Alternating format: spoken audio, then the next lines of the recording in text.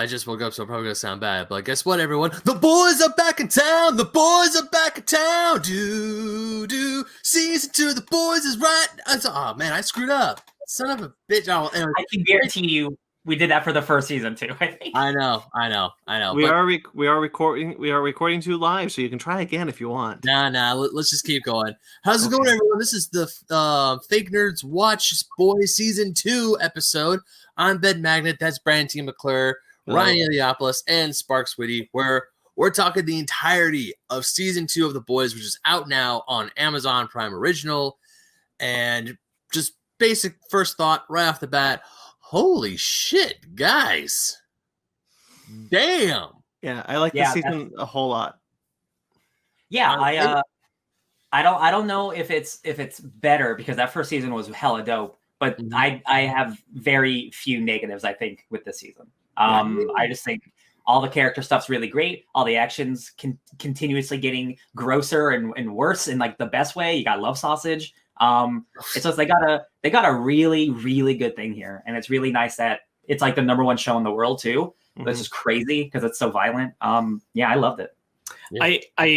I did rewatch season 1 right before season 2, and I feel pretty comfortable saying that I think season 2 is stronger overall. Cool. Good to know. I think Stormfront is a better foil villain throughout the season than Stillwell was. Even though I like Stillwell as a character. When you get to the last couple episodes of last season, I think we touched on this last year when we talked about it, that like you get to a point where you're just waiting for her to get killed. And they're not really progressing her as a character on a character arc any further. I feel that, where Stormfront I think was handled better. I like Stormfront's inclusion towards the end of the season. Not to jump too far ahead, but towards the end of the season, when she's just like, they're trying to destroy our race, our culture, and even Homelander's like, I love that it's like if you know her from the comics, she's a dude in the comics, but she's still a Nazi. So like you know that there's something there, but they don't give it to you immediately. They slowly give you crumbles of her racism and her past until she's just like, white genocide's a problem. And you're like, oh, excuse me? Yeah. Oh. Well, and you think about it, and it's like, of course she would say that to Ryan, because Ryan is so sheltered that he'll believe it. She can indoctrinate him hardcore, and so she's like, he can be perfect specimen who absolutely believes white genocide is real. He could be Homelander without the faults. Which is very scary for the future. Ryan is Homelander's kid, not me. I did not do that. I think the standout, honestly, for me this season was in fact Homelander. I thought that actor delivered an incredible performance as that character. That dude's so scary. No, there were times throughout the season, especially season 2, it was a weird roller coaster ride for me, because there are parts of it where I just despised Homelander. I hated every time he was on screen because I was scared he was going to do something god awful and terrible. And then there were times where I kind of felt for him in a way, in a weird way, that I guess I kind of do feel for this character, even though he is maniac. I think the actor walks the line really well of making you feel a little bit of sympathy, but don't want to see that character be redeemed. And he's come out and said like he doesn't think Homelander should be redeemed, and I think that he's absolutely right. But he walks it so well that you're like, oh, that's kind of sad. Yeah. I mean, like, I do think Homelander's another reason why season 2 overall is stronger. His whole arc throughout the season is better. It's feeding off of the knowledge you get towards the end of season 1, which is that, he was raised in a lab and he didn't have a real family upbringing. He doesn't understand love. And that's a whole part of what's psychologically wrong with him. So, like, at the same time that Homelander is a bad person, Homelander is entirely a symptom of his upbringing. It's not his fault. Again, it's not excusing anything he's done, but like you were talking about, Ben, like how you do feel sympathy for him. Like when he is with his son, like that's the few times that he actually gets to show his humanity. And like when they talk about raising him, like you said, Sparks, like I think the doctor said he was a nice kid, like he was a sweet kid, and I had to destroy that. I had to make him a superhero. That's when he's talking to Vogel, the guy who raised him. The scientist guy. Him. Vogelbaum. Homelander. Showing the small bits of like, oh man, there is a person inside of you. It was taken from you, like literally taken from you as a child. It's really, Anthony Starr is so good, and like we are so blessed with like the like comic book television, right? Like we have Watchmen and like Lovecraft Country and all that stuff. But like Anthony Starr is giving like a career performance in The Boys. Yeah, being this evil Superman. And it's just he's so good. He's so good. It's scary. Yeah, there's an episode where we all remember he lasers the whole crowd, and when that happened, I legitimately turned to my girlfriend. I was like, "This didn't just happen, did it?" Yeah, I knew it didn't happen. I couldn't believe it. It was so insane. And then it's like a dream sequence. I'm like, God. Right, it's just like it can't be real. That can't be real. Yeah, I was like that's something that will happen, but it won't happen yet. Yeah, it's like him imagining because he's in front of that large crowd after like Compound V came out or something or something. No, he was a protest. It was a protest. It's after he's caught on video for zapping the civilian. Right, yeah. As collateral. Yeah. And he's like, "Come on!" and he like says something where he kind of lets on that like this is just the first time it's been seen on camera. Yes. And people are like, "This has happened before," and he's like, "Oh." And importantly, because you're not meant to pay too much attention to it. Victoria Newman is the person on stage with him at that moment, who is the person running for higher offices, elected offices, and she's a big deal by the end of the season. You know. Yeah, the more I thought about it, and we'll get to Victoria at the end, but she's there more than you think. Yes. Which makes the next season, they just don't call attention to exactly because why would they? We don't know anything about her yet.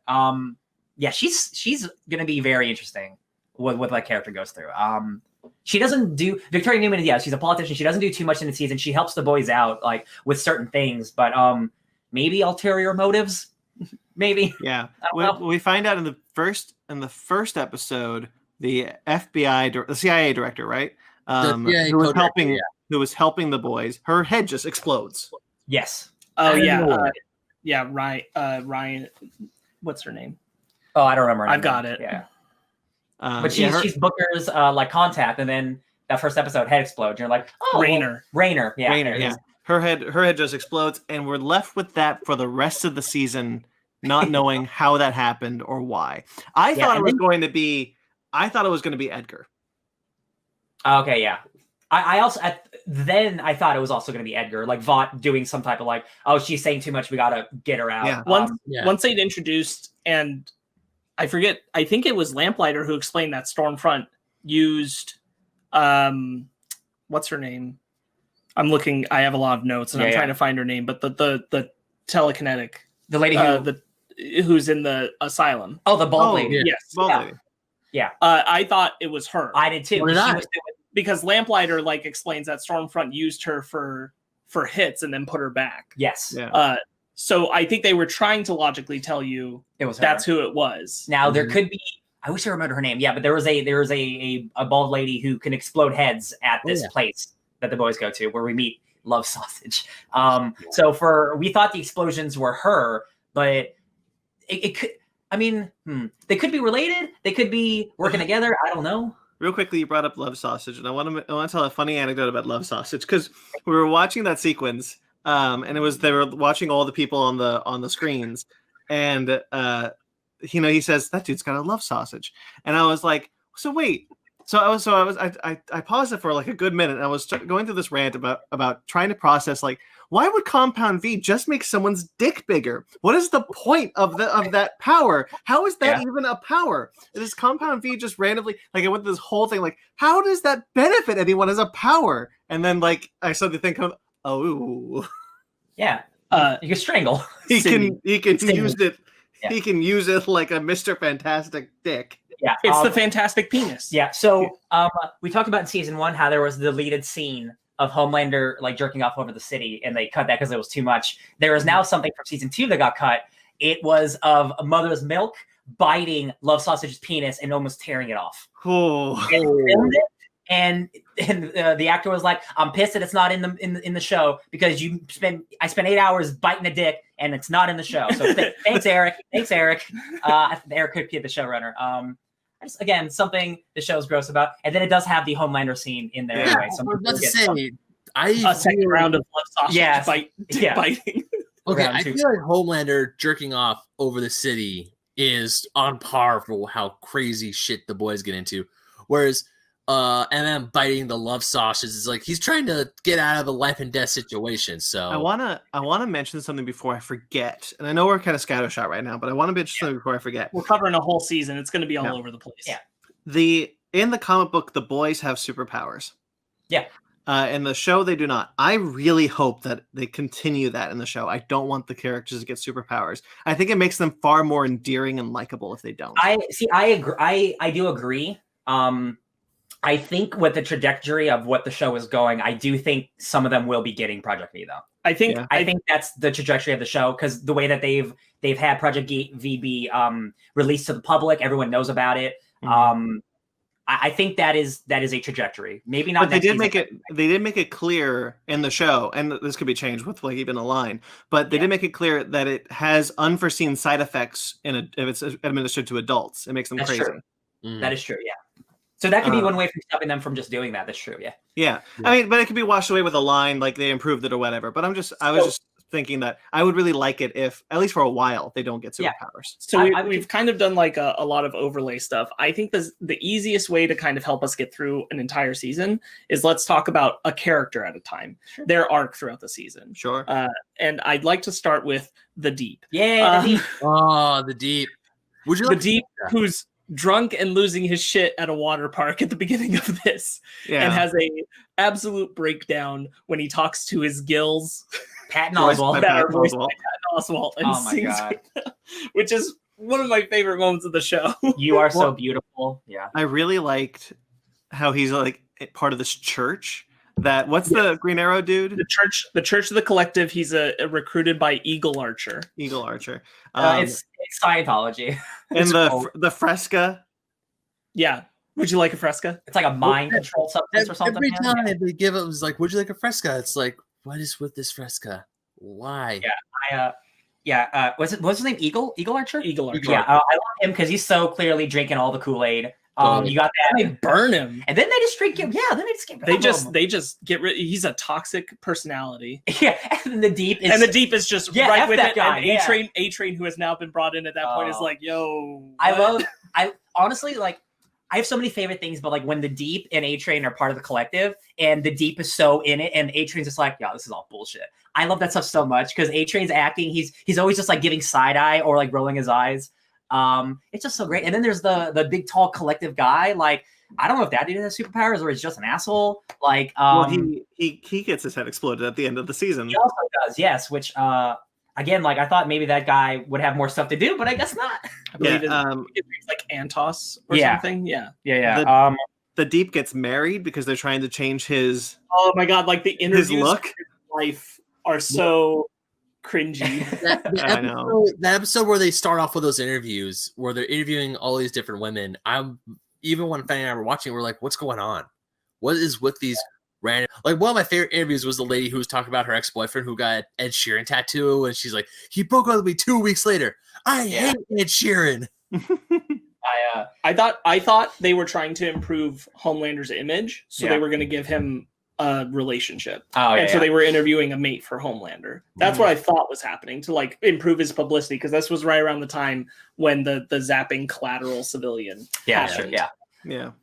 But no, it's to improve the Deep's image. Because last season the Deep had, because he was a major womanizer. Yeah, he's a bad boy. He got sent to Sandusky, Ohio. What is it? Ohio? Now he's part of some church, and he's trying to get back in the 7. And the church is like, "We'll get you back in the 7, but you gotta be a church boy." And he gets married, and he does all of it. If we're talking about the Deep, we should need to mention the whale.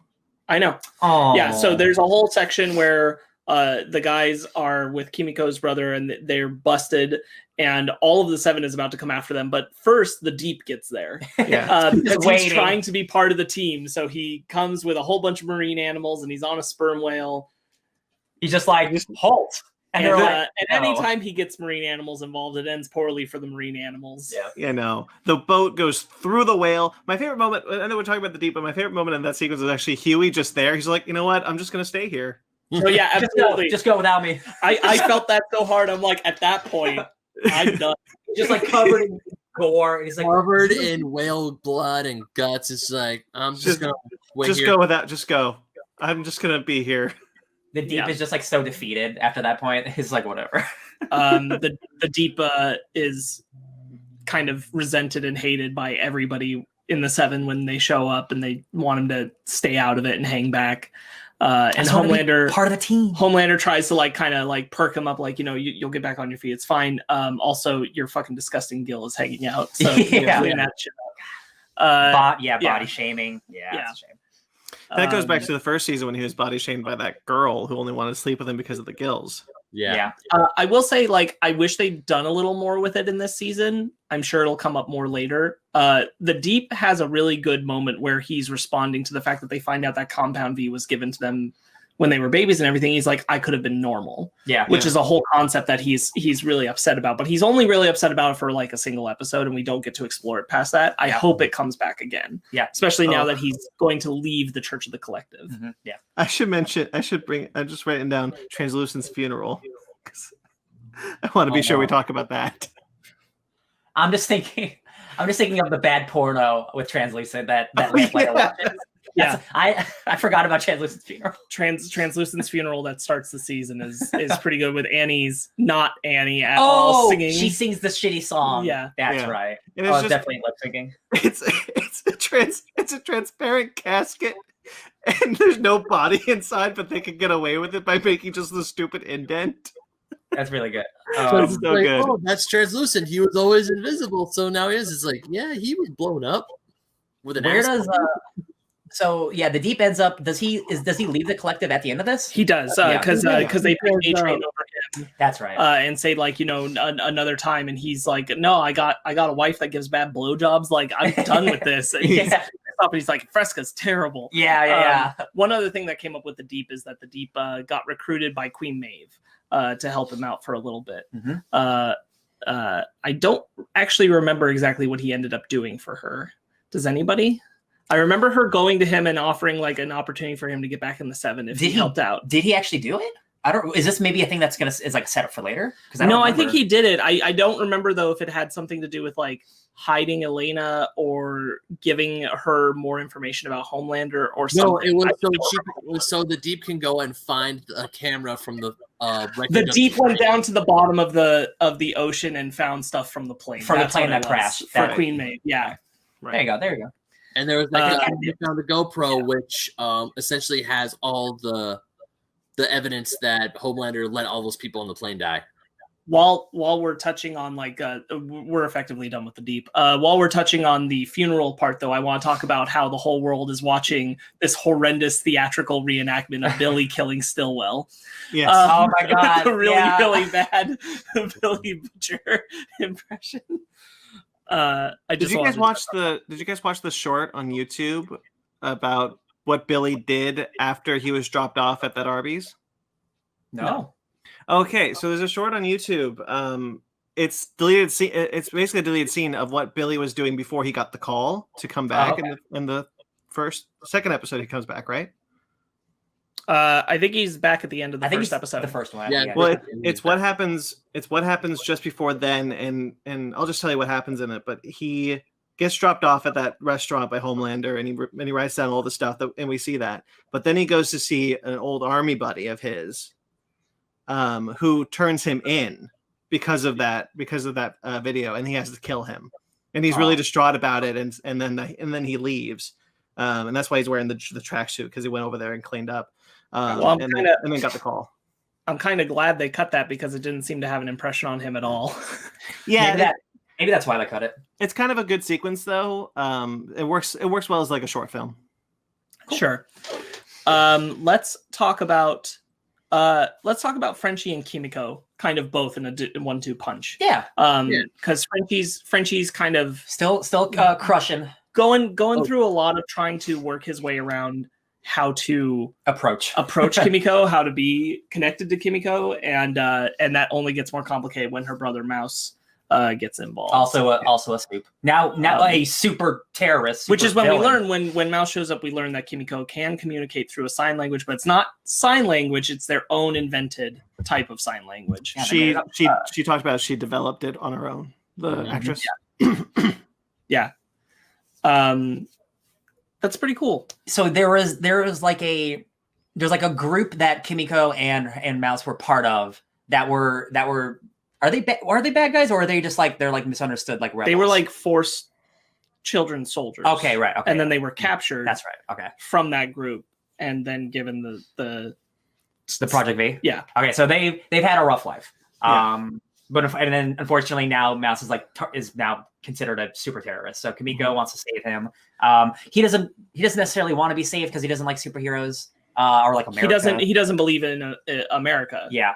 He thinks that the whole concept of like the soups that they have and everything is bad. So he wants to use his power to destroy it because in some ways he blames that for ultimately what happened to them. We keep saying the term super terrorist, but I think we need to acknowledge did Focus test better to say super villain. Super villain.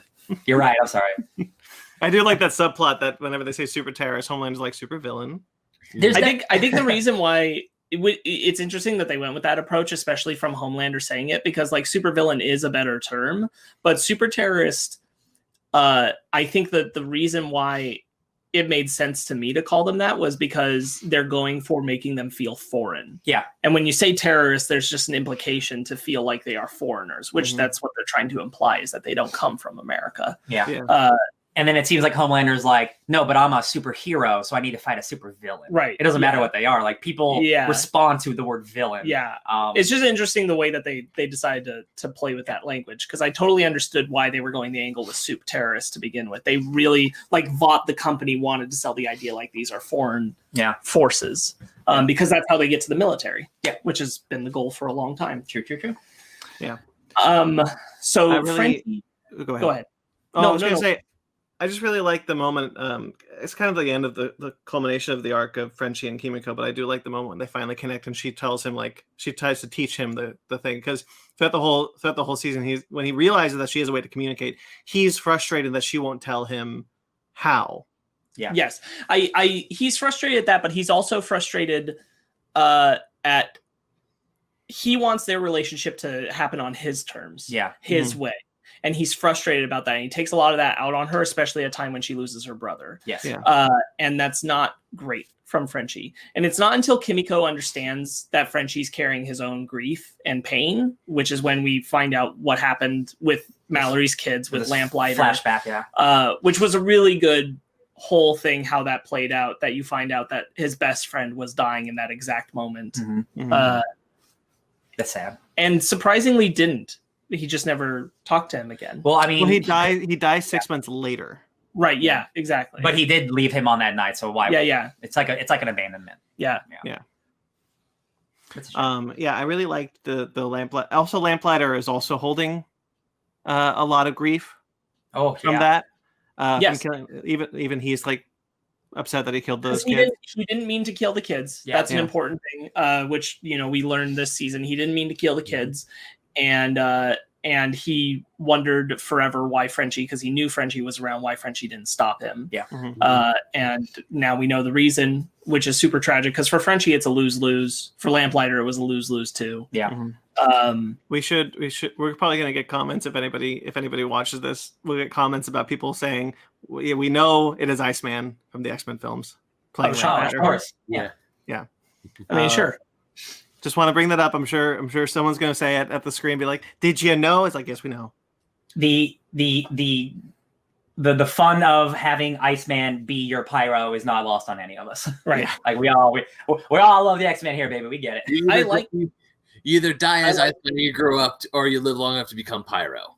Yeah. I liked him as this tragic fallen hero. I'm kind of bummed that we ultimately lose him. He's not in it very much, yeah. No, he's good. Yeah. I do like Mallory, because Mallory comes back a lot this season, which is I was surprised with, but happy for. I like her a lot. She just has like a presence, and especially because we're dealing with the Lamplighter stuff. So when she faces him, Frenchie has this whole thing where he's trying to make her understand, like, killing him is release. He is suffering. Yeah. And I thought Mallory was handled really well throughout the season too. She gives She helps Billy find Becca without any strings attached because she's sorry she ever brought him into this. Mallory is a very good representation of. She tells that he should go back to his family and give up on the whole thing. Yeah. Because none of this ends well for anybody. And Mallory, from Mallory's perspective, and even from Frenchie's or Lamplighters, you can see where that's 100% true. Yeah, and Mallory herself, like she's been through so much shit already, like for who knows how long with these superheroes, and like she just has like a certain like she's still in it to win it, but she has a certain just like deadness to her where like you just feel like, dude, she's been through so much. And like there's a part, I don't know what the line is, but like she even knows like I'm in it too far to get out of it. Like I was out of it, but I'm back in it now, and like I can't escape it. I'm like, man, that is such a sad life. Like something so bad, something so terrible happens to you, like it just keeps bringing you back into this world. You can't escape it. Yeah. That's a bummer. Yeah, I thought all those arcs were told really well. Lamplighter ultimately leads Huey into Vought to try and save Annie, but really he's there to kill himself. He wants to kill himself. He wanted to do it in front of his statue, which they removed. They took my statue down? I wanted to do it there. And I thought like, what, you want to like masturbate in front of your statue? And then he lights himself on fire. And I'm like, oh, God. Yeah, and he kills himself. What was so Kimiko does lose her brother to Stormfront. Yeah. Yes. And so she's got a lot of aggression and hate towards her.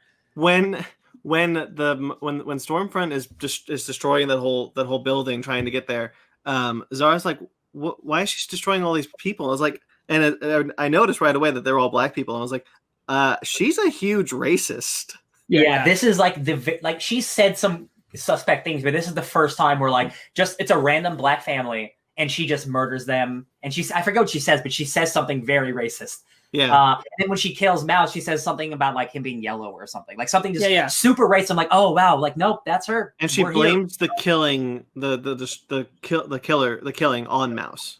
Yes. There was like 50 people dead. And she blames it all. That's the publicity thing to sell the super terrorist thing. Yeah. And so Kimiko is really angry about that. She takes out a lot of that anger by picking up hits and taking out people, which Frenchie tries to steer her away from. Yeah. Kimiko ultimately gets her moment in the end. We'll talk about that later. Girls do get it done. I like that moment. No, I do too. Shall we jump to... I think Huey and Starlight? We're doing combos? I was thinking, we could. Oh, yeah. Sure. Let's do Huey and Starlight. So Annie is playing Vought's game, but she hates it because she's still trying to out them, and she's working with Huey to out them. Yes.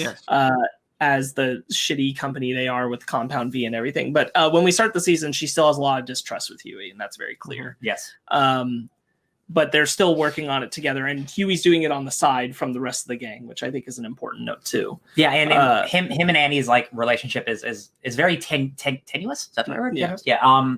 Like they still very clearly have feelings for each other, but like they're playing kind of their own sides, and like she's a superhero and he hates superheroes, but like he loves her, and it's like it's a very conflicted relationship, and I really, really like it. I think their dynamic, it's very cute. Like Huey is just like a cute dude, and she's just like a cute girl, and it's like, oh man, they're dealing with so much bad stuff. Let's be cute together. The road trip episode is my favorite episode for them. Yeah, it's a good episode. That's so much fun. Yeah, I like singing that one when they start singing that one Billy Joel song together, and then is just like, no, we're done. No, we're not doing that. We're not doing this. Billy Joel's good. Yeah.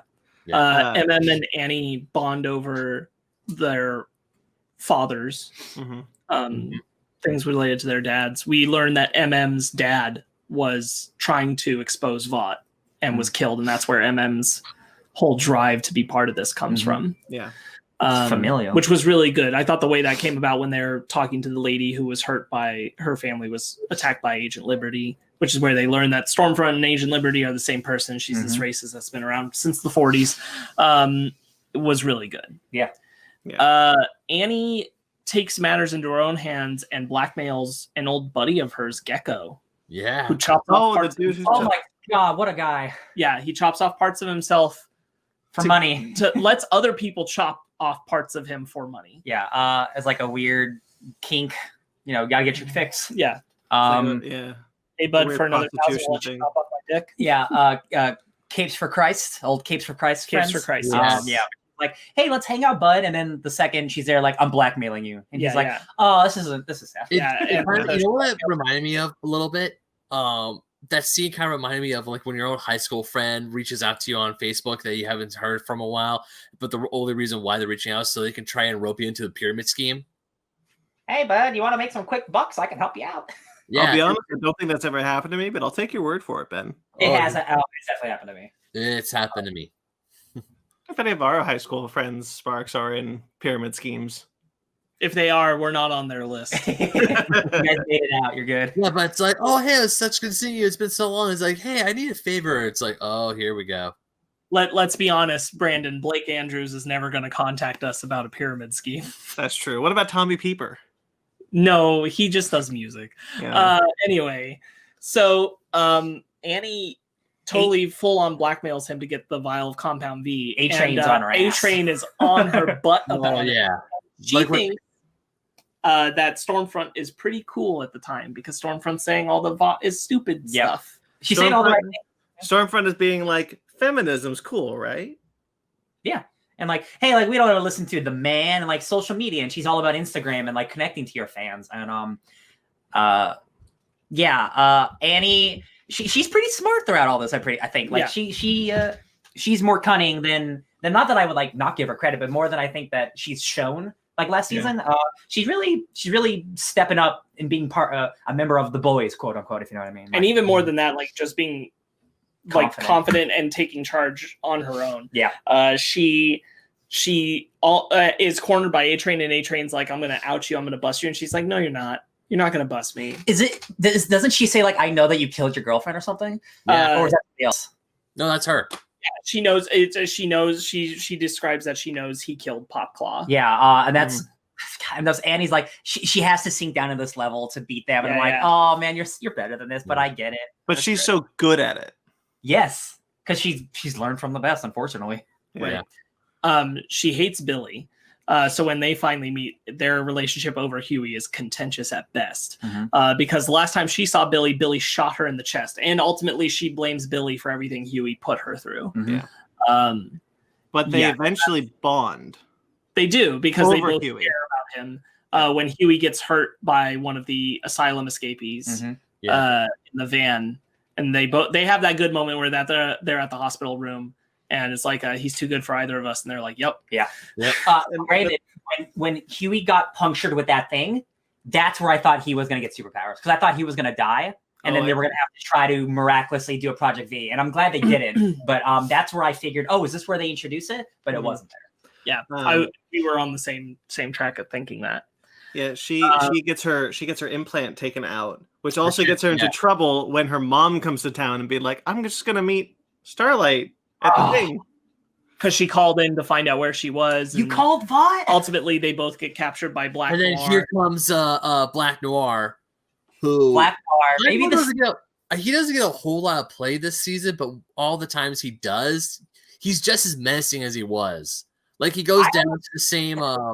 He goes down to the same, to like the IT department, to that same lady that Homelander. We'll talk about Black Noir as a whole. Black Noir deserves a whole section if we're going character by character. And Black Noir was more present this season than the first. The first he's very much a background character. Yeah. I think we see him do something cool one time. Yeah. And then outside of that, it's like he's just kind of present. He doesn't talk, and he plays piano. Like that's season one Black Noir. Yeah. I really liked the Dawn of the Seven bit. Sure. Oh my that whole god. subplot. Yes. That's a lot of fun. With those Joss rewrites. The Joss rewrites were funny. It's too spicy. It's too real. Yeah. Greg Grunberg. Yeah, Greg. Grunberg. God.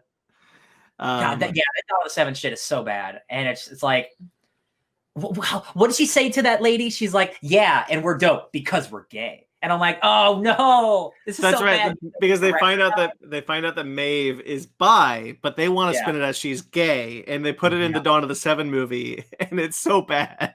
Yeah. You have the whole pitch where he's doing the whole movie storyline to like, well, who's there of the 7, and he thinks it's like the hype as shit, and you're like, this sounds like the most stupid, generic superhero movie ever. And Stormfront actually calls him out on it too, like the lack of use of the female characters who are at that point half the team. Didn't Homelander like it? Yeah, of course he did, because he looks great. Okay, so we're still talking about Annie and let's talk about Huey a bit. Huey's not doing great the first half of this season. No. He really hates Billy. He doesn't want anything to do with him after Billy showed that he would abandon the entire team. Yep. And he hates that he isn't close to Annie anymore, and he feels like, well, I've given up everything. What have I gained? All he has is Billy Joel. And he's spiraling hard through the first few episodes. We see it when he calls to Annie and she doesn't answer, and he leaves that voicemail about her being his guiding light. His second wind. I'm sorry, his second. Yeah, you're referencing the Billy Joel song. And that's the whale moment where he's just ready to give up. We didn't even touch on. We're talking about Annie and Huey. The whole moment where they catch up to Huey and Annie finds him, and then Homelander finds them, and he's pissed, and he tells Annie she's gonna kill him. That's right, like in the sewers or whatever. And it's only because Billy steps in to save him. That's when he starts like kind of being okay with Billy again. Because Billy pulls him up from that moment. Because Mouse brings the whole area down. They talk about Huey being Billy's canary. So MM is telling Billy in that episode that he needs him, that he is his canary and that kind of thing. And then we learn not too long after that that not only does Billy have a brother who died, but that Huey looks like him. And so there's a lot of similarities there for Billy between him and Huey, which I thought was cool exploration of Billy stuff. We'll talk about that when we get to Billy. I really liked the way that Huey moves through this season. I do like ultimately where he ends up, that it's this path of him kind of recognizing when he needs to not necessarily cling to other people out of a sense like needing him is actually him needing them and that kind of thing, which is really a reference to the boys, to Billy. Not as much to Annie. Because they are right. Like now that Huey is there, like Huey is needed to stop Billy before he goes too far. Right. And the same thing for Huey. Sometimes Huey needs that push to really get shit done. And Billy is that push. It's really the nicest thing about Huey's arc in this whole season is that Huey has to be this pure, good, moral character. But and so how do you make that character like interesting in the way that the way the boys is going? And it's like, well, he's pure and good, but he's that to a fault. He'll allow himself to ultimately fall completely to the wayside to serve other people's needs. Well, it's and him. Huey's having to learn that that's not what he should do. Go ahead, Brandon. But it's him and Annie that get Compound V out to the world. Yes. So when MM's so proud of them. MM is so proud of them, and Billy couldn't even be bothered. Right. And that's Billy's kind of that's kind of like Huey's like I'm done moment with Billy. Like, no, I've had it. Like I did this thing that was going to bring down Vought, and you don't even care. I've had it with you. Right. Billy does come around on both of them later in the season, especially Annie. He starts to really admire some of the stuff she does. Which I thought was cool. But yeah, you're absolutely right. That is what drives Huey kind of further away. And I think really MM is what grounds Huey at this point, which is cool because last season it was MM, but it was more Frenchie. And this season it's really MM who's like right there for Huey, making sure that Huey's okay, checking on him and trying to keep him all right. Not just keep him alive and afloat. Like being there for Huey, but also like being there for Huey to Billy. Like you gotta watch this kid, dude. He's there for you. He loves you. MM's very good this season. And MM's one of my favorites for sure. Mine too. He even says to Billy, "Is like you need to make sure this kid doesn't become you." And then we'll talk about Billy, but like now we know why Billy is the way he is, and I'm like, oh my god, cycle. It's always a cycle, isn't it?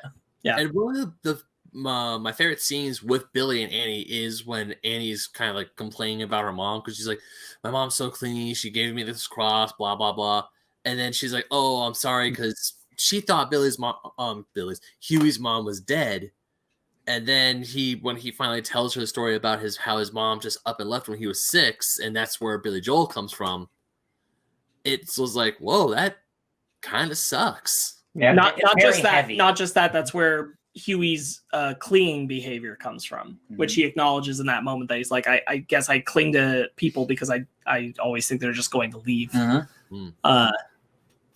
Huey has a well-developed, it's not really a primary part of the story this season, which is fine because there's a lot of other stuff going on, but Huey's arc overall moves very well. And like the relationship between him and Annie, going from that place of hard distrust we were at the end of season 1 to where they are now is really good. Yeah, they're in a good place at the end of season 2.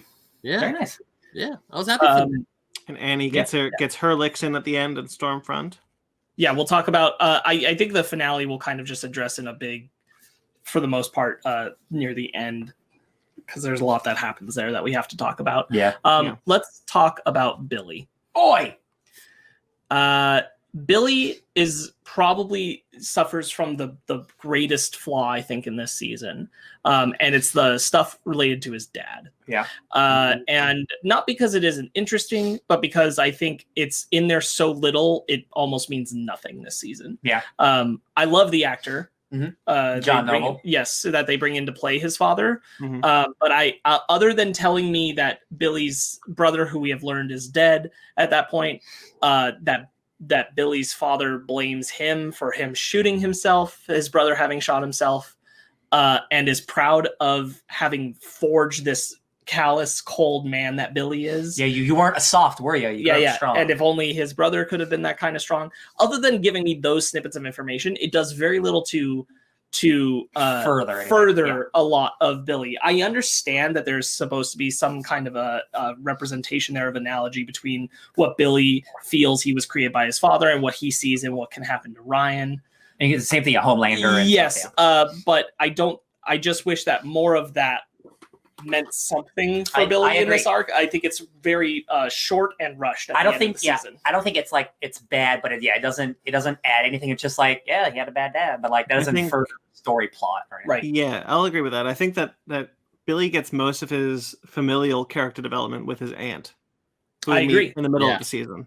Oh yeah. I feel like you could have covered all of that information through the aunt and not had the dad in this season, 100%. because having the dad in that one scene, it just didn't do anything in that moment. You know, like it's nice that his mom wants him to get over this grudge against his dad, and like his dad's dying or something, right? So like this is the last time. Isn't that like he's got cancer? He's got cancer. Yeah. He is dying. Yeah. She originally gets him there because she says he's dead. Yeah. It's not bad. I just don't think it was executed well. It's honestly, for me, it was the weakest point of the season. I agree. And again, which sucks because it's John Noble, and I shouldn't feel that way about John Noble showing up in anything. Again, like it's not a bad scene. It's just like you could take it out of the episode, and it's like nothing would change at all. Right. Yeah. I think his aunt was a fun inclusion though, because in that scene we meet Terror, his bulldog from the comic. I love we see Terror for an episode. Even doing the comic book thing that he does, which we won't say because we do try to be PG-13 a little. Listen, his dog likes to bang stuffed animals. And it's a thing. And with a Homelander doll, which is funny. Yeah. But she has a quote unquote candy room where she sells drugs. Yes. Yeah, all of the stuff with Billy's aunt is really good. Billy does, early in the season, Billy's pretty much on track to just go back to where Becca is, because he didn't really get a moment with her before Homelander took him away.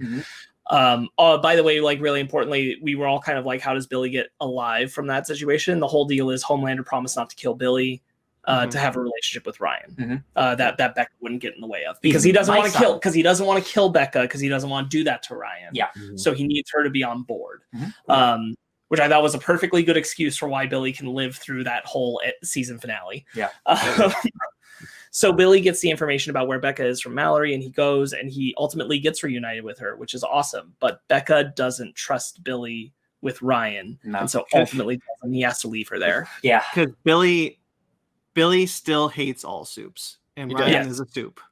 Right. He thinks Ryan will grow up to be a little monster no matter what. Which not true. But honestly, at the end of the season, Becca's kind of right. No, yeah. Like I was really disappointed in Billy at the end there when he lets Ryan go off and be without a family again, like Homelander. Well, yeah, I mean, I definitely don't think now that the Becca's out of the picture, I don't think I don't know how you write a show where him being a good dad and still doing all the things he's doing. I just don't think that would be really, really challenging. And I'm sure it could be fun, but like I don't know how having a little kid as part of your team is going to make that show any better. You know what I mean? I also didn't see it as Billy washing his hands of Ryan. You know what? I want to talk about this more in the finale, but yeah. I didn't see it as Billy washing his hands of Ryan. I saw it as Billy saying like, he's got to be there to be somewhere safer than because I'm not safe. Yeah. Like regardless of what Billy would do, it's about who's coming after Billy. Yeah. Mm-hmm. And also who's coming after Ryan because Vaught wants Ryan back. Right. So we'll kind of touch on that when we get to the finale, I think. But I wanted to talk about like Billy, once Becca denies, which has been Billy's driving mission, is a revenge for Becca, now to be with her. Yeah. And then once Becca says, I'm not leaving because I can't trust you with Ryan, Billy's on a suicide mission. Mm-hmm. Billy's ready to go out. And Huey and MM won't let him when they face Black Noir with their Home Alone tactics. Oh my God. That's so good.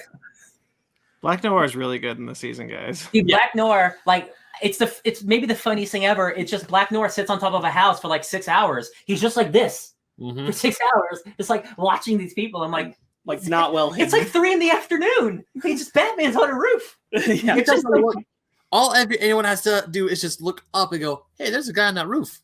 Look, it's Batman. Hey, it's Black Noir. What's he doing up there? Yeah. Just waiting. So they call 911 to buy themselves time until dark. Mm-hmm. And Black Noir beats the shit out of them. Yeah. But the fact that Huey and MM wouldn't let Billy die alone makes it so Billy has to act. So he puts in a call directly to Edgar through Black Noir. Yeah. To say like, I'll release information about Ryan if you don't let us go. So there he goes. Goodbye. Yeah. And that's kind of when Billy gets back on track with the mission. He gets back on track with caring about Huey and MM and feeling like maybe there's still a tactic for things. Mm-hmm.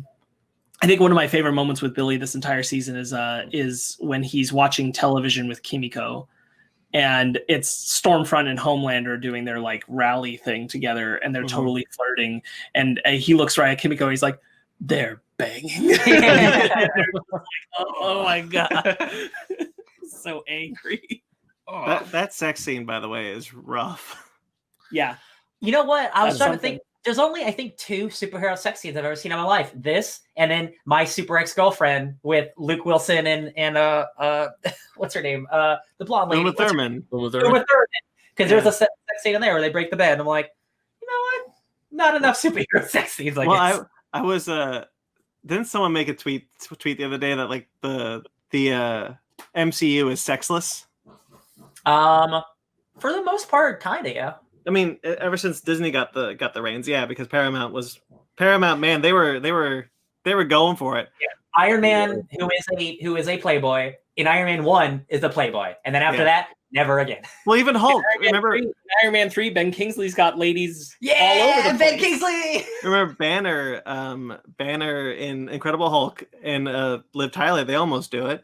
Yeah. Before the beep. But he's gonna get too hulky. Yeah. But there's 2 sex sequences in this season that were really interesting to me. Hey, wait. There's a moment in Age of Ultron where Stark literally calls out to Natasha and says, "You and Banner better not be playing hide the zucchini." Oh God, that's so big. God. Wait, I thought of that because I still watch that movie and I'm like, I can't believe that line is in here. That's a good line. Those Josh rewrites are really kicking, aren't they? There's 2 sex sequences in this one between Stormfront and Homelander that I thought were very interesting. The other one where he smashes the dude's head into the wall. Oh my God, man. Yeah. There's also like. I like the first time they have sex and they're just like, my God, that guy's just everything. Like, take me to jail, Jesus. Yeah, before he gets fired. That first sex scene, like they're just like going hard, very, very hard. But then there's like one moment where it's like actually very passionate, and I'm like, Homelander is like, oh my God, is this love? And I'm like, oh, you're under the spell. Oh boy. Mm-hmm. Oh, she gotcha. She gotcha.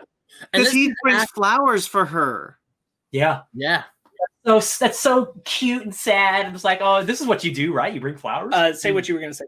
No, and then when she finally tells him how old she really is and how she was a Nazi and still is a hardcore Nazi, he still rolls with it. Yeah. I think this is a good segue into Homelander. So let's talk about Homelander, because Homelander arguably has the most complex, most like going in many different directions arc throughout this season. Homelander, it's very much an evolution of his character. Which I want to make one point very, very early in the Homelander discussion. He 100% cares deeply about Ryan. Yeah. Oh, yeah.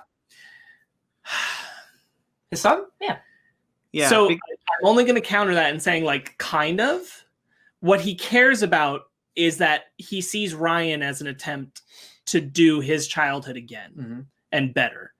I'm not going to say that he actually cares about Ryan, the person, yet. I don't think he might have gotten to that point. I don't know that he 100% got there. I see what you're saying. I don't know if I agree though, because there's a moment in Vought World, Planet Hollywood. Yeah. Planet I Vought, thought of this too. Where I think he likes being a dad. I think he likes Ryan because it gives him the ability to be a dad. Yes. So I agree. I think I'm kind of in between both you guys. I think it's more of an idea like he likes the idea of being a dad and the idea of his son, but it's not the son that he wants. So he's trying his best to mold him in that way. And it's more like, I want you to be kind of like what Vogelbaum did to him. Like, I want you to be the son that I want you to be. Because here's the thing, like, at the same time that I do, like, Homelander does care that Ryan is uncomfortable at Planet Vought, so he takes him out of there. Yes. He's also disappointed that this is who Ryan is. He's also disappointed that Ryan is this kind of, less public, less wanting to be a supe. All you can be. That part of Ryan disappoints Homelander throughout the season, that he doesn't really want to be these things. He keeps trying to push Rebecca to be like, you got to let him be who he is. And that's what Stormfront does too. And then I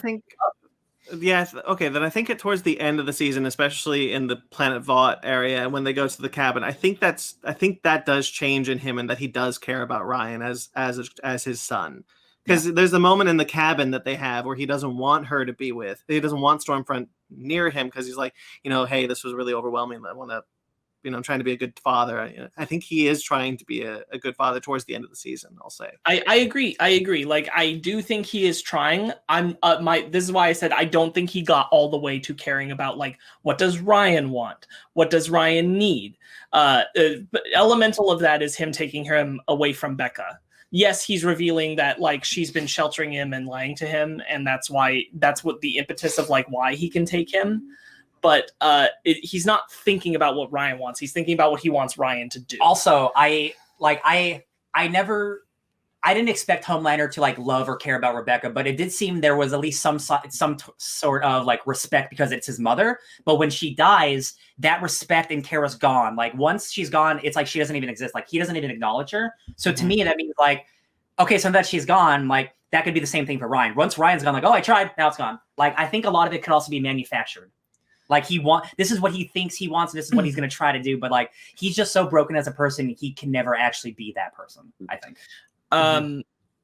And chiefly amongst all that is, I think it's even really clear by the end of the season that what Homelander wants, he wants Ryan to love him. Yes. He wants everyone to love him. He wants everybody to love him, but he really wants Ryan to love him. And the fact that Ryan kind of doesn't get there breaks him. Let's talk about, though, earlier in the season, Homelander is he's doing these kind of meetings with Ryan, trying to, like, kind of find that connection, but it's very, like, in passing kind of thing, while trying to really push him into being a supe. That's what he wants. He's pushing Ryan off the roof. I'm sorry, can I real quickly say those Stormfront was a dick with those Lego recreations. Those were awesome. I can't do that shit. He did stop motion Lego movies. I used to do that with my Transformers. I would transform them in, like, stop motion on YouTube when I was, like, 15. That was so much fun. Yeah. Don't make fun of kids. I enjoyed that bit too. I thought that was really charming. Homelander He pushes him off a roof. Homelander really misses Stillwell, because this is what I want to talk about. Oh my god! So Homelander is going away to a cabin far away, and he's meeting up with Stillwell. Oh, I forgot about who's taking care of this. Is why I want to talk about it. Elizabeth Shue is back for an episode. Doppelganger. Yeah. Doppelganger has to be Stillwell for him because he needs that crutch. He's not over that. This is key to where Homelander is. His psyche is very broken. And he's going to have to grow. He ultimately will grow to a place where he replaces Stillwell with Stormfront. Mm-hmm. And then now he's lost Stormfront and he's lost Ryan at the end of the season. So who knows what he's going to be next season? Oh boy, monstrous! Yeah, when Doppelganger transforms, and he's just like, "Oh God, go change back. I don't want to change back." And he's just shouting, "Change back!" Yeah. Oh man! And then Doppelganger turns into that was so good. I'm like, because Doppelganger's like trying to plead to him for their lives, essentially by saying like, "You want this, right? You want me," and it's Homelander on Homelander. I'm like, so hot. Seriously, do it! Oh my God, do it! I really, you're dead, dude. You are so freaking dead. And he thinks about it. He definitely thinks about it. I thought Doppelganger was going to save his life by turning into Homelander. I really did. I thought Homelander was going to take the bait. Yeah. I wasn't. I wouldn't have been shocked with either outcome, with either hurtfulness or I'm into this. I would expect it either. Because that's the situation we're in. That whole thing was mad gross. The whole Stillwell, because he still keeps going back to Stillwell, and she's always or she is always there with the glass of milk. It's like it's the same script. It's like, dude, you freaking killed her. Why are you? And then because she was the closest thing he had to a mother model, and to love. When he sees the bottle of breast milk left in her fridge. Oh God. And he like licks at heats it up. He like heats it up. Yeah. And then Ashley comes in. Poor Ashley. Oh my gosh, Ashley. Okay, so as much as I hate Vought, and as much as I didn't like Ashley in season 1 because she's like that drone who has to do what Vought says, I felt really bad for her because she's just a woman who's trying to do her job, and she knows these soups can kill her any moment in time. And then when she starts ripping her own hair out, it's like, oh my God, girl, just quit. Real quickly, I just thought of a really cool point that the show does very well. The show makes a very compelling argument for why Homelander just doesn't tear down Vought and rule the world. He wants people to love him. Yeah. 100%. I just connected those dots and I wanted to bring it up. I think 100%. Cool.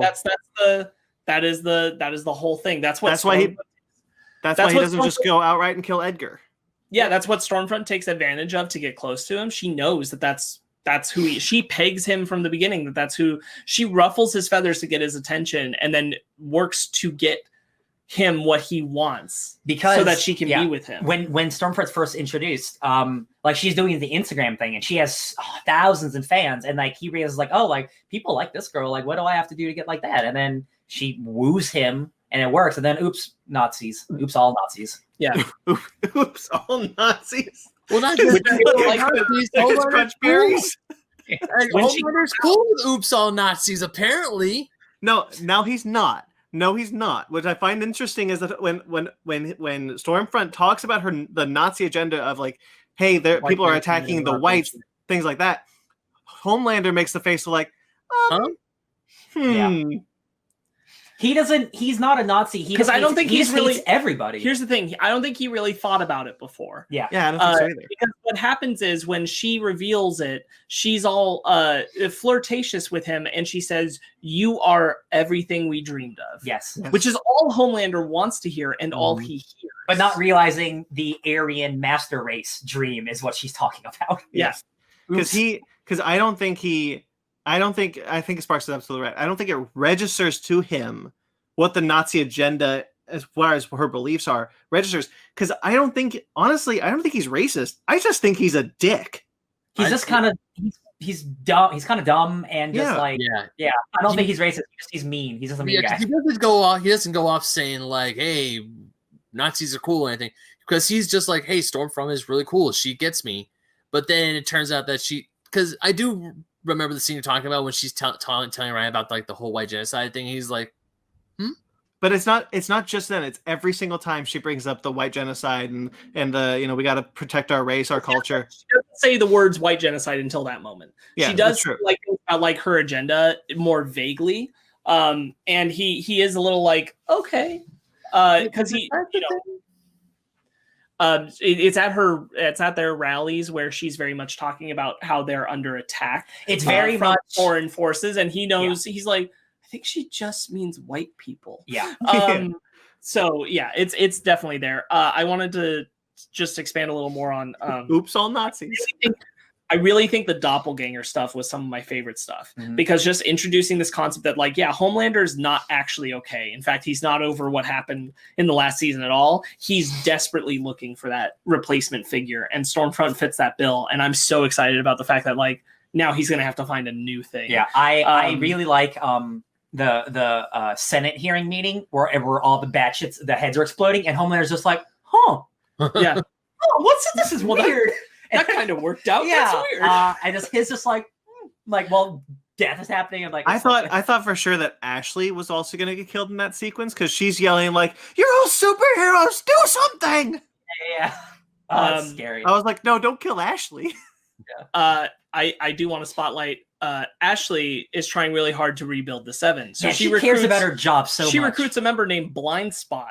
Yes. Oh, and Homelander does not want someone who has a disability on the Seven. No daredevils allowed. So he is really warm and charming, but he asks, so you've got all these things, but what happens if I do this? And smashes his hands into his ears and destroys his inner ears and his brain, it would seem, as he bleeds out on the floor. And he says, like, no cripples allowed or something. Yeah, like, as far as Ben's point about Homelander possibly being okay, this is Homelander's prejudice is towards disabilities. Yeah, Homelander is prejudiced towards everyone that isn't soup. Yeah, true. He hates regular folk, which is literally. And so, if you're an imperfect soup, that's also still no good. God, yeah, I forgot. Yeah. Also, he's pissed because he's like, I decide what happens now. I decide who's in the Seven. He yells at Ashley about that because Ashley, man. Oh, and he's pissed about like Stormfront's added to the Seven, so he goes straight to Edgar. Yeah, and he's like, Edgar, I decide this, and he's like, no, you don't. What are you talking about? Of course, Giancarlo Esposito just being dope. He's so good at just being like a mild-mannered, real evil guy. He's nonplussed. Yeah, he's just like, listen, we know how the game plays. I run the pieces. You're just a pawn. Just Homelander, back up. Even I know we're not really talking about the finale, but I just love the scene between Mr. Edgar and Billy at that restaurant, where when Billy sits down, he's like, I can only assume you have a clean shot. He's like, 5. Yeah. He's like, I got 5 snipers out there with a clean shot just in case. Yeah, he's a cleaned up, smart man. We'll pretty much go into the finale from this point, except there's one more character's arc I want to talk about. Maeve. And it's Maeve. Yeah, Queen Maeve. It is poor Queen Maeve, who gets outed by Homelander in this season publicly on TV because he figures it out because of her conversations with Elena, which she had been seeing Elena since the end of last season, which is really nice to know. Yeah. And I was like, that's really nice that like they connected on stuff. Yeah.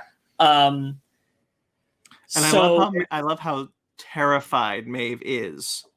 Yep. For Elena, she's just like, if you leave, he will kill you. Yeah, and that's brought up multiple times. Like they have trouble throughout the whole season. And yeah, it's really sad because like especially at the end, just like Maeve's talking to Elena like, this is who I am. Like I'm not. You didn't want me to hide things from you, and Elena's like, yeah, I know, and I just can't deal with it. Yeah, it is a great next step from where Maeve was at going through the first season ever since the airplane. She got her conscience. It's here. She got it back. Yeah, and she is the only way she can cope now is with Elena because she loves Elena. Yeah. And once that is threatened, all bets are off. Yep. So they have a whole, like, once she's outed, they have the marketing campaign where they come in and they say, this is how we're gonna do gay with you now. Yeah. And they're actually like stoked about it. They're like, we can actually, like, this is great for diversity and that kind of thing. But they talk about like Maeve is like, but I'm not gay, I'm bi. And they're like, but gay tests better. Yeah, of course, product. And then they're like showing off, and then they're showing Elena like, "Oh, hey, here's the new clothes." She's like, "Are those men's clothes?" He's like, "Yeah, even though you guys are a lesbian, we need specific gender roles." Which is weird. Yeah, it's weird that they'll classify her as gay so publicly, because we know publicly that her and Homelander were a relationship item. Two people. Yeah. It was known, and so they're just being like, "No, she's gay." Yeah, and nobody's gonna like. Whatever is good for the message, for the marketing. Right. Yeah. Elena has a whole thing about how she hates them micromanaging what their relationship is going to be in the public eye. Yeah. Essentially. And that's part of it against her. And it's exactly what you were saying earlier, that, she's terrified because she's like, if we don't do this, he'll kill you. Like any wrong step and he's going to come kill you. Elena finds the footage from the plane. The little GoPro. Yes, and she didn't really know that that's what had happened. And she sees it with her own eyes, and it horrifies her, and she doesn't know how to live with it. And Maeve reveals that, like, this is exactly the kind of thing she's trying to avoid from now on, and she's going to use this footage if Homelander ever threatens. This is her out. Yeah, it's her out. But Elena can't live with that knowledge. Yeah. And it breaks Maeve's heart because Elena disappears on her. Yeah. So, because damn, when Maeve throws that table when they're talking about it, Maeve just is a good character in this show. I really like her. And then she fights Black Noir and gives him his almond joy. Before that, she spirals and she's just like in a bed with men, which Ashley catches her doing, and she's like, you're gay, you can't do this. Mm-hmm. And Ashley's freaking out, and she's like, yeah, Elena's not coming back. And she's like, Elena has to come back, we have to do that. And don't she's like, worry, we'll fix everything. No, I love her just like Ashley pushing that, and she's like, Ashley, for once in your life, be a fucking human being. That was so good. Yeah. Because like Ashley's not, I don't think she's a bad person. Because Maeve is done. She's drained at that point. And I'm sure Ashley, now that her hair is getting torn out, she's probably had enough too. Yeah. Because she's like the one person trying to keep everything together, trying to keep everything positive. It's like, girl, look around. Nothing's good. Yeah. This isn't good. Yeah. Mm-hmm. Maeve does help when Huey's trying to save Annie. Annie gets attacked by Black Noir, and Maeve comes out of nowhere and just shoves those almonds in his mouth. Oh my god, yeah, he's allergic to it. And that's it. That's Almond Joy has gotten some play this season. Because Huey and Annie are talking about it after they go to see that one lady about Liberty. Yep. And they're like, wait, you like Almond Joys? Almond Joys are terrible. And she's like, no, Almond Joys are the best. And then here comes Maeve shoving an Almond Joy. Black Noir has a tree nut allergy. Yeah, I was wondering why Almond Joys were so popular all of a sudden. Man, Black Noir is so funny in the season. I like him a lot. He never says anything, but he's just so good with the physical reactions. It's such a good foil moment to have her be like, this is Achilles' heel. I put a nut in his mouth and he's done. That's how you beat that. I want to mention real quickly because Black Noir has the first action sequence of the season. Yes. When he kills the super terrorist and takes his head to his little kid with the little rabbit, just like. Oh my god! Like, yeah, he has their head in one hand, not like showing it, but he's like playing with the rabbit. Like, hey, look at the little bunny. Jesus, girls get it done. Also, before we get to the last episode, I want to mention that A-Train is kicked off the 7 not for his heart condition, but because Stormfront is racist. It's racist. Yeah, and even Edgar realizes that, and he's like, "Yeah, what are we gonna do?" Well, Edgar knows who Stormfront is. Like, he knows that it is Liberty. She is. This character, this person. She's Vought's husband, or Vought's husband, Vought's wife, or Vought's wife. Yeah, you're right. Yeah, that's a good point. I want to touch on a few things that you just brought up, like what Black Noir did at the beginning of the season, killed the main soup terrorist we saw at the end throughout the final parts of last season. Mm-hmm. Yes. I thought that dude was going to be around longer. I guess not. Same. I want to touch on Cindy. Cindy is the telepath, the very powerful bald-headed lady from the asylum. Yes. I thought she was the one behind the things happening. You and me as well. We're both on that. We do not know where they go after that because gets in a car, hitchhiking, and I would not be shocked if Cindy and Victoria Newman are related in some way. Not even just familial, or maybe familiar because they have the same powers, but some kind of connection. But they are somehow connected, or like they use the same powers, but you can use her instead of using me. Sure, something like that. We technically don't see Cindy blow up any heads, but you and I just kind of went like, well, they could. Yeah. Well, we see her blow up. We see her blow up people. Yes. Sorry. Yeah. But not like specifically heads. Like we don't see that trademark, but we made the connection. Like with what she could do, she could be doing that too. Yeah. Mm-hmm. Cindy's possibly the most powerful soup we've seen so far. Yeah. She was definitely very theoretically could kill Homelander like that. Yeah. That's just like, bam, you're dead. Pow.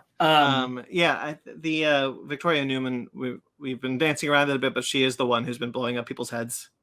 Right. Yeah. Well, we were gonna, because we're about to head into the finale conversation, which we can just do now. Yeah. I've got like right on notes through. Right on.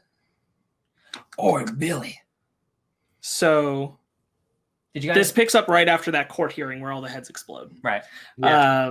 And it starts with the school shooting PSA. Oh boy. Oh Lord. Boy. School shooting style PSA, which is wildly uncomfortable. Very real.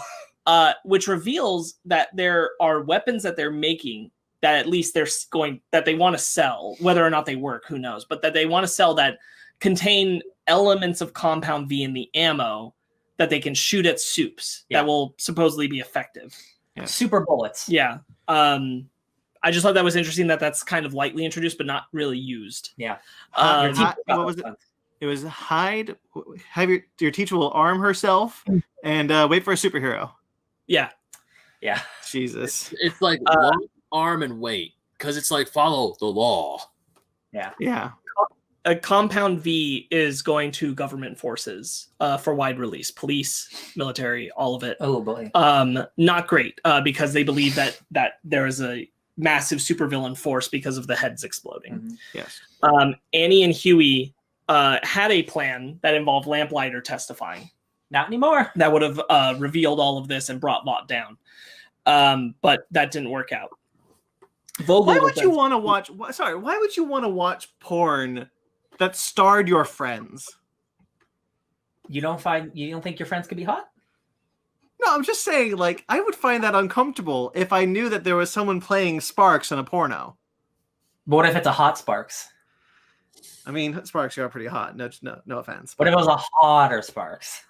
I don't know. I think that'd be weird if someone was like, "Hey, the Deep," and you're like, "I know the Deep."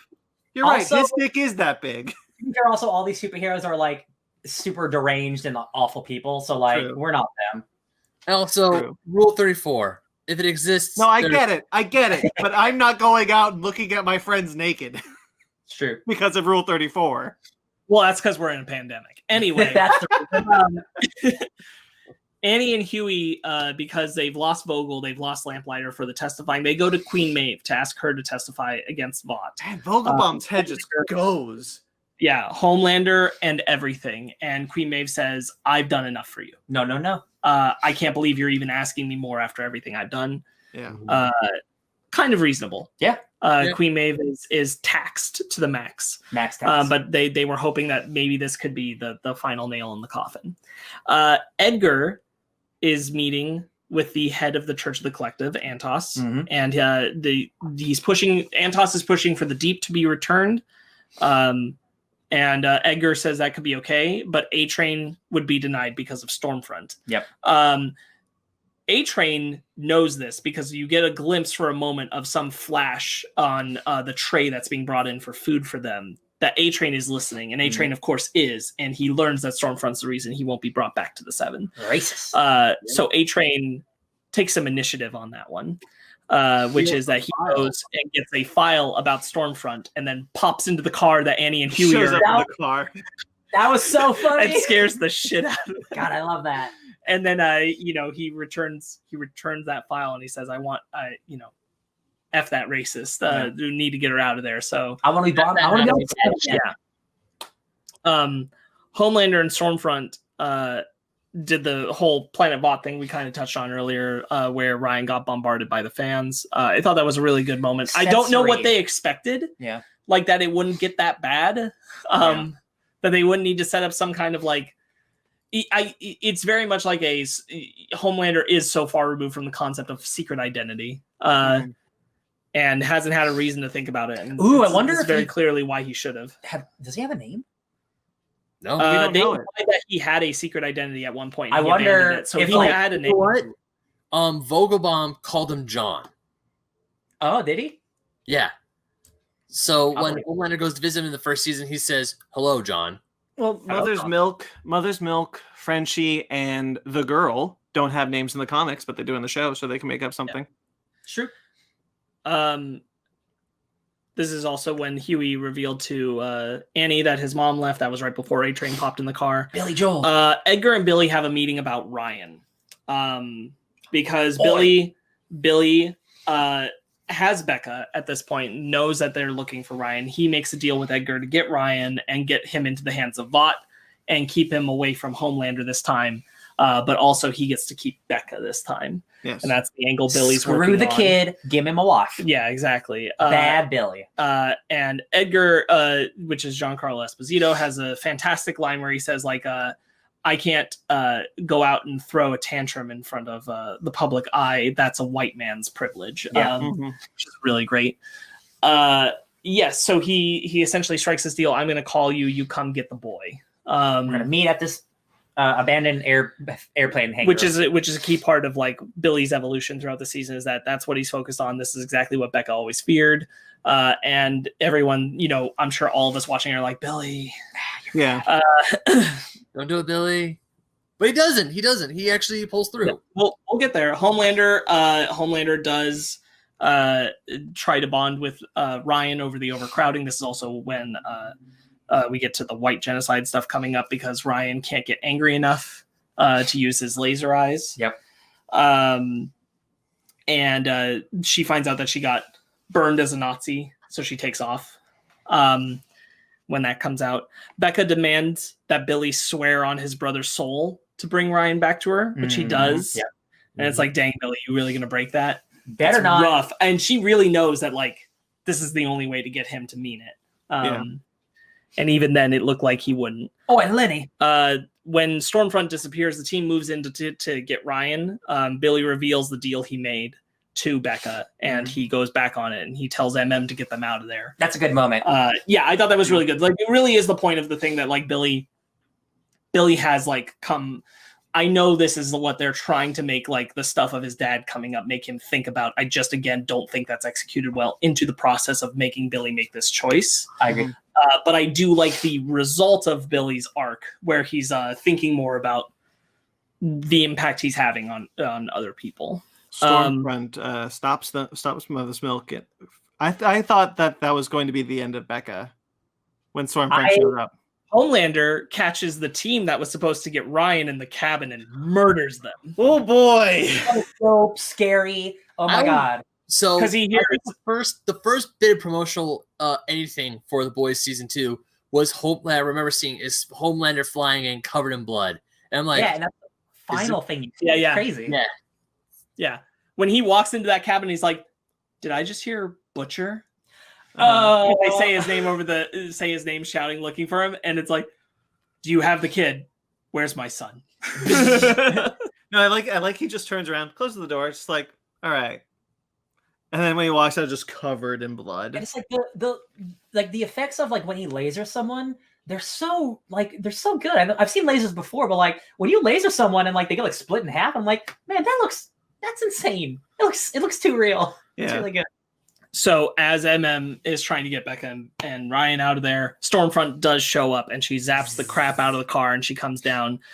Kimiko and Annie get ready to face off with her, with the others firing guns that don't do anything. Yeah.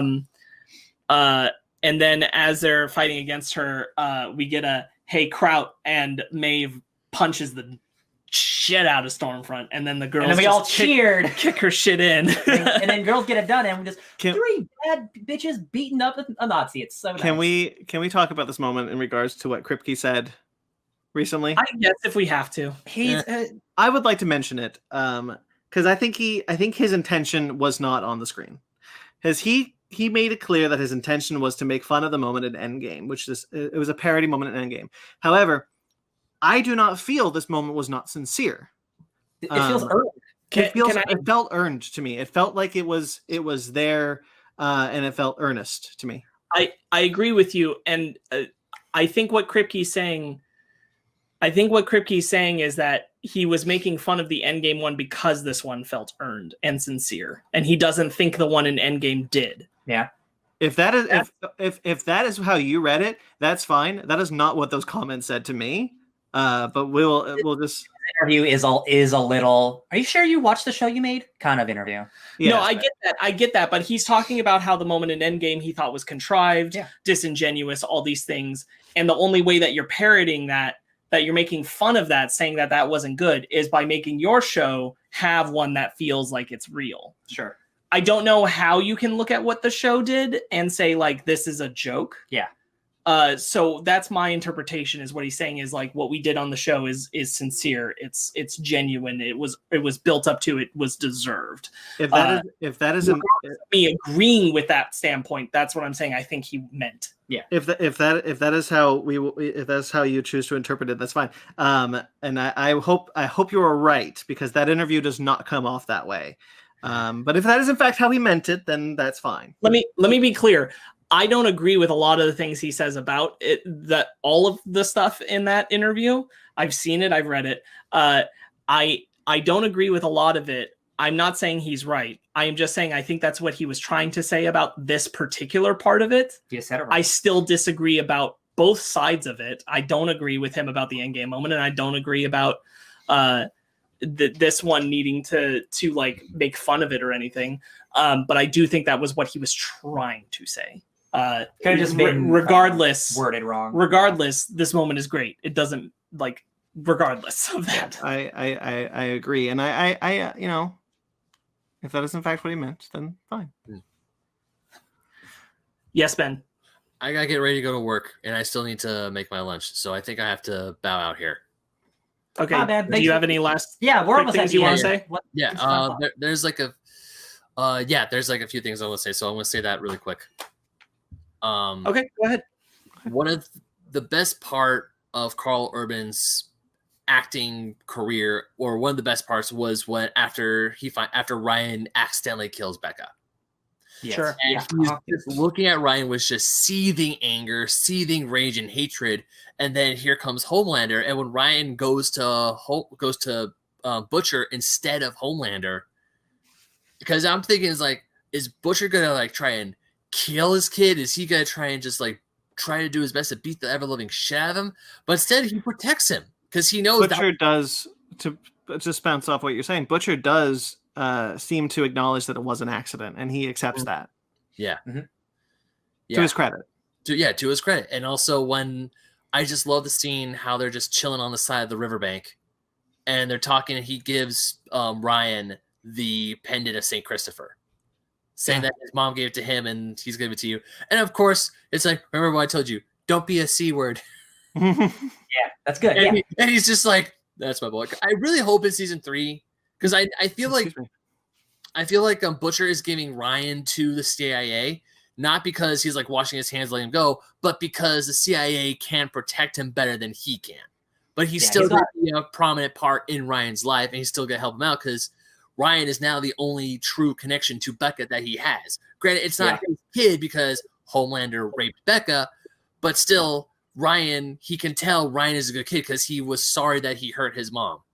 I mean, also the way that he just wrecked Stormfront, holy shit. Yeah. I wouldn't be shocked if there's minimal Ryan content next season.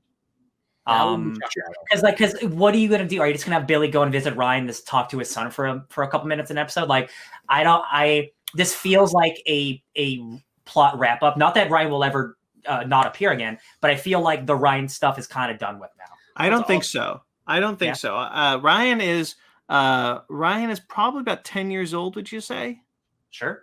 I don't know how old people are. They cannot film the season this year and probably beginning of next year. So it'd probably be about 12 by the time they get to film it again. I think you could make that a character, and I think you could introduce him as a character. Mm-hmm. Yeah, and have him just be more prevalent in the show. Yeah, and hopefully make Ryan like the true good soup, like the superhero that we like this guy, Superman. Yeah, I guess I just don't expect too many child characters to be main characters in the show. I have thoughts on this, but I'll touch on them after Ben finishes what he's saying because you're on a timer. Yeah, actually, that was it.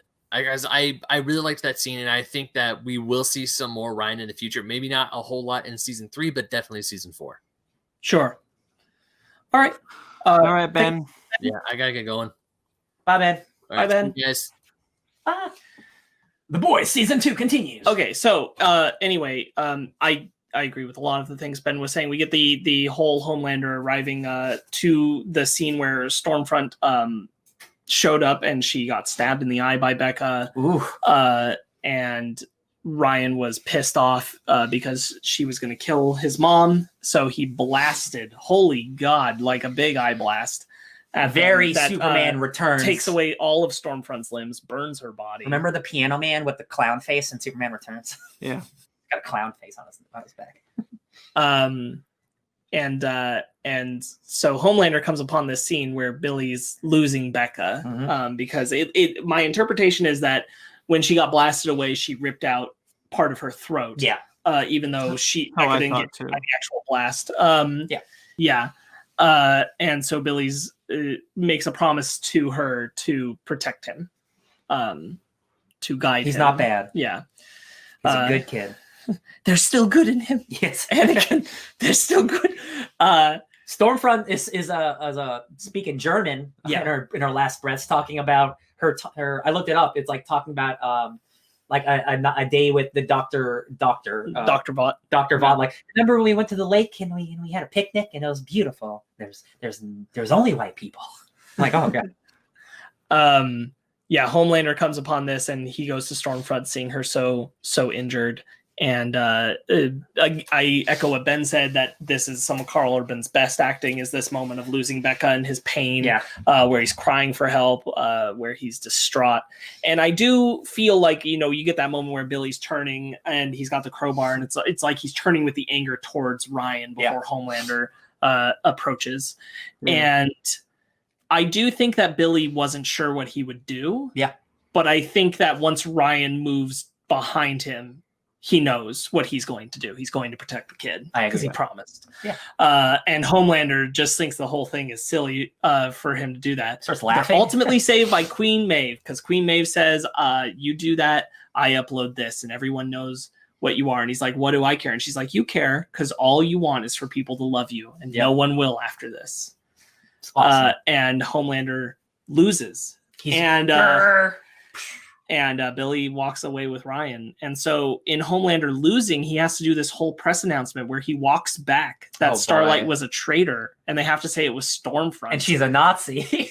And she's now incarcerated. She's alive.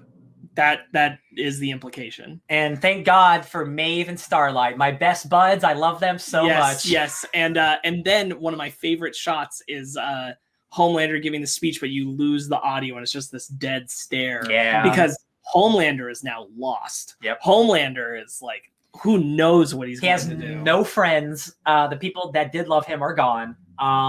He's in the Seven's against him, like the company's against him. He has become more frightening. Yeah. He's now unhinged in a way that he wasn't before. But Annie's reinstated in the Seven. Yes. It's also exciting because in a way, this is kind of a return to status quo. This is like the beginning of the comic books, where like the team, because when the Boys comic starts, they are a team funded by the CIA. Yeah. Now in season 3, they will be a team funded by the CIA with Mallory. And it's like, it took a while to get there, but now we're at the comics. Yeah, Mallory, which is cool. Mallory explains that they want soup oversight now because of all of this. Yeah. And so they're actually going Compound V will not be distributed. Right. Yeah. That gets undone. They're walking that back because of how badly this went out with the Stormfront stuff. Yep. And MM gets to go back to his family. Yeah. Finally, they're free of all their refugee statuses. Annie and Huey are cute on a bench, kissing. Yep. And A Train gets back. I'm gonna be clingy to you. Yeah. But cute. yeah, it's where Huey talks about like being unclingy with some parts of his life, but not to Annie, which I was really glad for because it did sound like to me too. He was that over that's it. what he was doing. He was gonna like distance himself from everyone, and I'm like, oh man, their relationship was doing so well, and he's like, no, not from you. That'd be stupid. That'd be crazy. And I'm like, oh my god, that was a beautiful. We don't have to do this stupidly. A Train gets back into the 7 thanks to Antos, who now that Stormfront is gone gets in a call, and he says that A Train showed great initiative by stealing the Stormfront file from the church, which the Deep tried to throw him under the bus for. Yeah, and then A Train gets to go back, and the Deep is pissed, and this is when he knows that he doesn't get to go back, and he says, "F the church, F Fresca, I'm out." Tastes bad. And in that same moment, we see Antos getting on a call with Edgar. And afterwards, his head gets blown up. Is it Edgar or Newman? No, it's Newman. It's Newman. Yeah. He's talking to Newman. Right. And his head gets blown up. And she's literally walking by his house and then just stares inside the window as she blows his brain up. And I'm like, oh. Which is when we learn that Senator Newman is the character who did all this. Is she running for president? Is that what happened at the end? No, she's running for like Congress or something. I think so. Yeah. Okay. I thought she was already in Congress. I think she's running to be a senator. Yeah. I thought she was already a senator. That's why she was at the Senate. I think she's not running for president. It's definitely lower than that. Well, why should she have a campaign office if she's already in the Senate? Because she had the Senate hearing committee. Run and stuff. You don't just you still got to get reelected. I just feel like there was something more there, and it might be that she wants a presidential candidacy next year. Well, see, funny you bring that up. In the comic books, Victoria is Vic the Veep, and he's a man, and he's already the vice president. But he is inside Vought's pocket, and he is like the dumbest person on the planet. And that is literally the opposite of who this character is. So, like, I don't even know anymore what's going on. Who knows? Yeah. Well, doesn't matter. All it says is "For America" on the banner. So yeah, she's definitely running for something. But I don't think they ever explicitly say what she's running for. Yeah, weird. But Huey wants a job with her. If anything, like it would be a vice president thing because like for the character, but there's no mention of a presidency thing. Yeah. Either, so but Huey wants a job with her. Oh, duh. Oh god, that's gonna be bad. Huey wants to get on the right side. Yeah, he's like, I want to fight, but I want to do it the right way. It's like, cool, come work for an explodey head. Who knows? She's a congresswoman. Okay. She's currently a congresswoman. Yes. It doesn't say what she's running for. She could be running for like governor, something. Who knows? I think she's running for senator. Yeah. She is our. I don't know if she is actually like a bad guy, but she is definitely going to be a foil. She could be like a good foil. Like she's. I don't think she's doing the wrong things. I think she is on the side of Vought because of what happened with the church. Yeah. So, and I'm conditioned to think that every soup is owned by Vought anyway. Yeah. And if there's a soup in the Senate, then she's under Vought's control. So all it really says is her name and the year. Yeah. So it's not clear what she's running for, but if she is running for president, which is possible, then it's possible that she's doing it so Vought has control of the White House. And it could be, as I said to you, it could be she is working for Vought, but on the surface she's against them. Yeah. So they have they're basically like a power play. So they're always getting it's what's called like a war of attrition. Like the bad guys are always winning and the good guys are always winning. So they're always fighting. They're always in power. They're keeping each other in check. It's a constant war, constant superheroes. Well, it's a good season overall, I think. One last thing, we did touch on it that this season we did get the moment where Homelander's jerking off over the city saying I can do what I want. Yeah, we did. I'm glad that moment ended up here. Yeah. I think it belongs more here. It feels more like a response to everything Homelander's been through this season. It's a desperation thing now. 100%. And I like that much better. Yeah, me too. they haven't started filming, but there's already cast interviews talking about Soldier Boy, who is Jensen Ackles. Right. And I'm just like, oh my God, I cannot wait for this evil Captain America asshole to show up. I cannot wait for Jensen Ackles to be in something amazing. Oh, I'm so excited for We're getting so many evil Captain Americas soon. We're getting the Patriot. No, not the Patriot. U.S. Agent. Sorry, U.S. Agent. U.S. Agent. Thank you. And the Patriot from John Cena's character, right? Oh, Peacemaker. Peacemaker. Captain America. Yeah. There's someone named Patriot of the Marvel Universe or the DC Universe. Okay, not him though. No. And then Soldier Boy. It's funny that we're getting like 3 evil Captain Americas. I love it. Yeah, I am, and also we're getting a spin-off show about the young heroes. Yeah, The Boys. I'll say it again. Like I'm shocked how good the show is, how popular the show is for how rated R it is. It's a winner all around. It's a firing on all cylinders type of show. Jumping on the cat. Yeah, jumping on the cat. Yeah, I agree. I like the show a lot. Yeah, I thought this season was overall really, really strong. Yeah, I liked a lot of what they did. I thought Aya Cash as Stormfront was fantastic. Me too. Me too. I think everybody delivered really good performances. Again, like really the only glaring thing for me is the John Noble that one scene. Yeah, not because of the actor or the actors or anything. Just like I don't think that idea was executed to its best ability. Yeah, I agree. Okay. More of that expands in season 3 because you got John Noble. I can't imagine. Yeah, but he's dead. He's dying. He's dying, but he's not dead. So no, but he's got 2 months left. Then why do you cast John Noble? Because he's a good actor. I don't know. All right, so that'll be it, I guess. Yeah, that'll be it. That'll be it. That's the whole season of The Boys. All right, so when this goes up, we've just done an episode on Attack the Block on our main show, the Fake Nerd Podcast, which we've been doing live for these quarantine months that have been going on way too long. And coming up, we have one on the original Candyman movie, not the new one because it's not out yet. It's not out yet. But we're going to be doing that in preparation and continuing on our Black Horror Month. You know, we're celebrating Black Horror. So check those out. Check out our other Fake Nerd Watch videos. Check out our Season 1 video if you watched this and you want to know what we thought about Season 1. Got a video on that. Got a video on Umbrella Academy. Swamp Thing is airing right now. Check that out. Cool stuff all around. Lovecraft Country. Lovecraft Country is ending. It'll be up soon. We have 2 more episodes to go through on that series. We also have our Basement Arcade series, which we just put up Dead Space. Woo! For our spooky Basement Arcade. Spookman Arcade. Spared no expense. Boostman Arcade. Boostman Arcade. I appreciated the joke in the beginning of that one. Okay. And then we have the Fake Nerd Book Club, where we are currently going through the Mighty Morphin Power Rangers series. We have 1 more episode of that coming up soon. That'll be in the coming weeks. But if you want to listen to that, if you want to subscribe to us, we also have an audio feed. Check out all that. Until next time, you can find us on the FakeNerdPodcast.com, Fake Nerd Podcast on Twitter, Instagram, Facebook. Make sure to like this video, subscribe to this channel. Yeah. I'm BT McClure on Instagram and Twitter. Sparks?